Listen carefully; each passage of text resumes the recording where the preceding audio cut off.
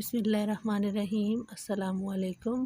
Welcome to Dawn public school and college grade 8۔ تمام students کو 8th class میں promote ہونے پر اسکول انتظامیہ اور آپ کی تمام ٹیچرز کی طرف سے بہت زیادہ مبارکباد۔ میں امید کرتی ہوں کہ لاسٹ سیشن کی طرح اس سال بھی آپ بھرپور محنت کریں گے اور ٹیچرز کی ہدایات پر عمل کریں گے۔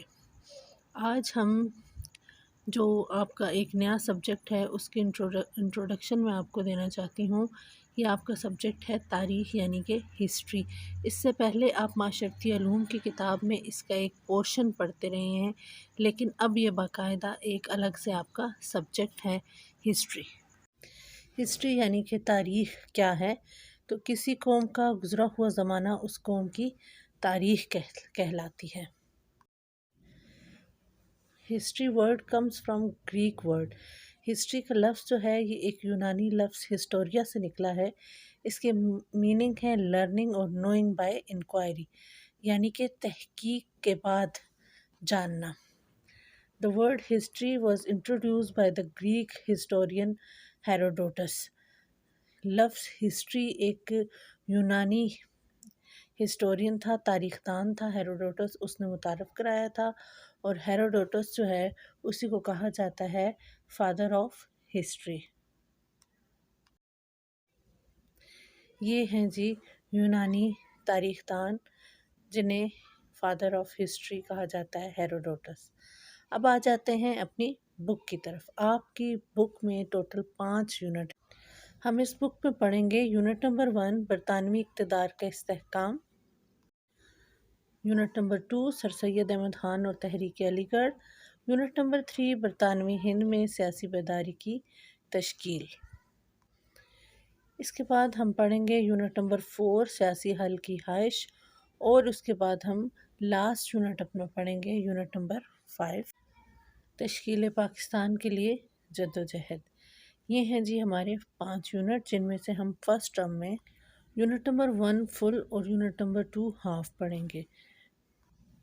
آپ کی بک میں ہم 1858 سے لے کر 1947 تک کی ہندوستان کی پوری ہسٹری پڑھیں گے، اور ہم وہ تمام اہم واقعات پڑھیں گے جو 1858 سے 1947 تک برصغیر پاک و ہند کی تاریخ میں رونما ہوتے رہے ہیں، اور ان واقعات کے ہندوستان کے مسلمانوں پر کیا اثرات مرتب ہوتے رہے ہیں، یہ تمام ہم واقعات اس بک میں پڑھیں گے۔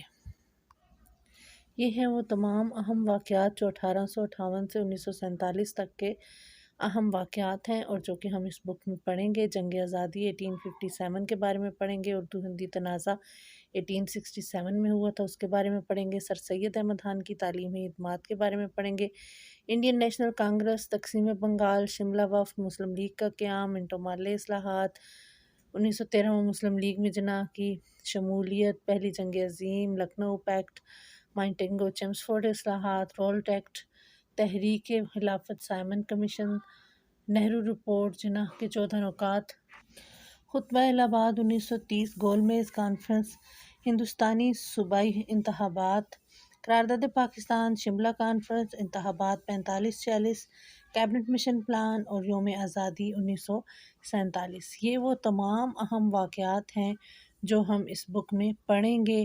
ان تمام واقعات کے بارے میں تفصیل جانیں گے، کون کون سے واقعات ہندوستان کی تاریخ میں رونما ہوئے، جن کی وجہ سے سالہ سال سے کئی صدیوں سے مسلمان جو ہندوؤں کے ساتھ اکٹھے رہ رہے تھے، وہ کون سے واقعات ایسے تھے جن کی وجہ سے ہندوستان میں رہنے والے مسلمانوں نے اپنے لیے الگ وطن کا مطالبہ کر لیا، اور نیا وطن حاصل کرنے برصغیر پاک و ہند میں ایک نئی اسلامی ریاست قائم کرنے کے لیے ہندوستان کے مسلمانوں کو کون کون سی مشکلات اور رکاوٹوں کا سامنا کرنا پڑا، اس کے بارے میں ہم پڑھیں گے۔ اور شروع میں ہم پڑھیں گے ایسٹ انڈیا کمپنی نے کس طرح رفتہ رفتہ ہندوستان پر جو ہے وہ درجہ بدرجہ بتدریج ہندوستان پر اپنی کی سیاست میں اپنا عمل دخل شروع کیا، اور کس طرح ہندوستان کی سیاست پر میں حصہ لینا شروع کیا، اور رفتہ رفتہ انہوں نے کس طرح پورے ملک پر قبضہ کر لیا، اور ایسٹ انڈیا کمپنی سے اقتدار حکومت برطانیہ کو کس طرح منتقل ہوا۔ یہ تمام اہم واقعات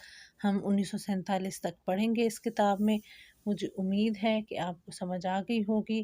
آج کا آپ کا ہوم ورک یہ ہے کہ آپ نے اپنے لیے ایک اردو کے پیپروں کا ایک بنڈل لے لیں، اس کے اوپر اپنا نام اور اپنا سبجیکٹ اور اپنا سیکشن مینشن کر دیں، اور پھر ڈیلی بیس پہ جو بھی آپ کا لیکچر ہوگا اس سے ریلیٹڈ جو بھی کام آپ کو دیا جائے گا آپ نے PDF فائل سے دیکھ کر اپنے اسائنمنٹ فائل پہ کرنا ہوگا، اور اس کو پھر آپ نے یاد بھی کرنا ہوگا۔